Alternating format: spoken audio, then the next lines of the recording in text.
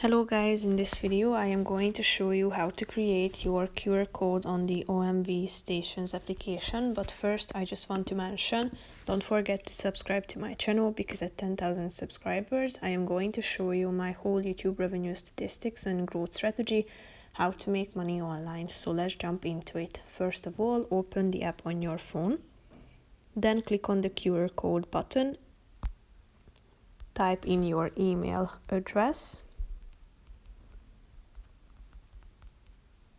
and after that click on the create QR code button down below, and here you can find it. It has been generated, so you are ready to use it anytime you want to.